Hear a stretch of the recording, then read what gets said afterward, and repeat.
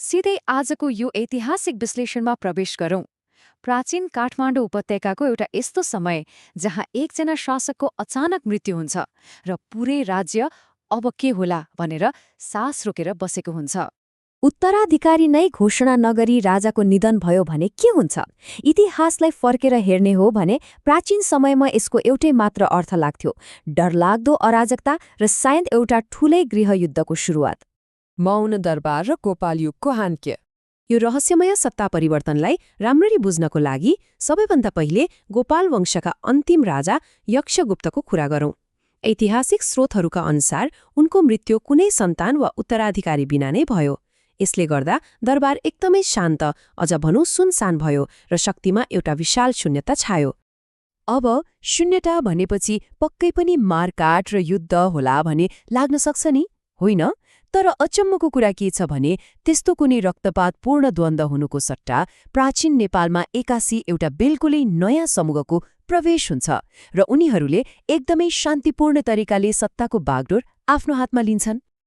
भैँसी गोठालाहरूको उदयसँगै महेशपालहरूको प्रवेश। खासमा यो घटनाले दक्षिण एसियाकै इतिहासमा एउटा अत्यन्तै रोचक सत्ता परिवर्तनको कथा सुरु गर्छ। एकातिर अघिल्ला शासक गोपालहरू जो पौराणिक गाई गोठाला थिए भने अर्कोतिर नयाँ शासक महिषपालहरू जसलाई आविर पनि भनिन्छ, उनीहरू चाहिँ भैँसी गोठाला थिए। सांस्कृतिक जरा उस्तै उस्तै भए पनि यो निकै गज्जबको विरोधाभास थियो। पहिलो महिषपाल राजा वरसिंहलाई हेरौं। उनले त्यत्तिकै संयोगले वा भाग्यले मात्र सत्ता पाएका पक्कै थिएनन्। उनले त झन् अख्तियारको एउटा एकदमै बलियो नयाँ रेखा नै स्थापित गरे र निकै रणनीतिक तरिकाले राज्यको राजधानी माता तीर्थमा सारे। अब उनीहरूलाई शान्ति कायम गर्न अरूले नै बोलाएका हुन् वा आफै सिधै आएर सत्तामा बसेका हुन्, त्यो त आफ्नो ठाउँमा छ। तर एउटा कुरा पक्का हो, उनीहरूले पुराना प्रशासनिक प्रणाली र पवित्र पूजाआजाका परम्पराहरूलाई ठ्याक्कै निरन्तरता दिए। यसरी उनीहरूले अघिल्ला गोठाला राजाहरू र पछिल्ला युगहरू बीचको एउटा महत्त्वपूर्ण पुलको काम गरे। शान्तिपूर्ण रूपान्तरण वा गोप्य विद्रोह प्रमाणहरूको विश्लेषण गरौं।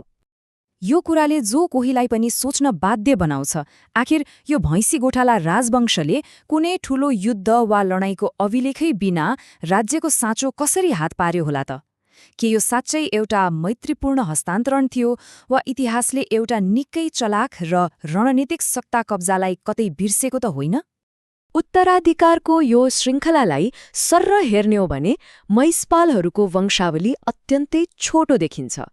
पतन हुनुभन्दा अगाडि पहिलो पुस्तामा वरसिंह, दोस्रोमा जयसिंह र तेस्रोमा भुवनसिंह गरी जम्मा 3 जना राजाहरूले मात्रै शासन गरेको पाइन्छ। र यहाँनिर सबैभन्दा अचम्म लाग्ने कुरा के छ भने उनीहरूको कुल शासनकाल जम्मा 111 वर्ष र 7 महिना मात्रै थियो। 3 पुस्तासम्म फैलिएको एउटा सिङ्गो प्राचीन राजवंशको लागि यो त एकदमै छोटो आयु हो नि। यस्तो किन भयो होला?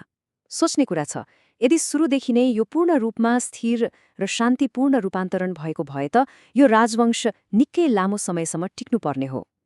यसले के स्पष्ट सङ्केत गर्छ भने काठमाडौँ उपत्यकामाथिको उनीहरूको पकड सायद सुरुदेखि नै निकै कमजोर थियो। किरात आक्रमण र महिषपालहरूको पतन। र यो कमजोरीको सबैभन्दा ठूलो र अन्तिम प्रमाण अन्तिम राजा भुवनसिंहको पालामा आएर छताछुल्ल भयो। जब महान राजा यलम्बरको नेतृत्वमा आएका किरात योद्धाहरूले आक्रमण गरे, भुवनसिंहले एउटा भयानक र विनाशकारी युद्धको सामना गर्नुपर्यो। त्यही बिन्दुबाट उपत्यकाको इतिहासले कोल्टे फेर्यो। महिषपालहरूको त्यो पराजयसँगै प्राचीन नेपालको गोठाला युगको अध्याय सधैँको लागि बन्द भयो।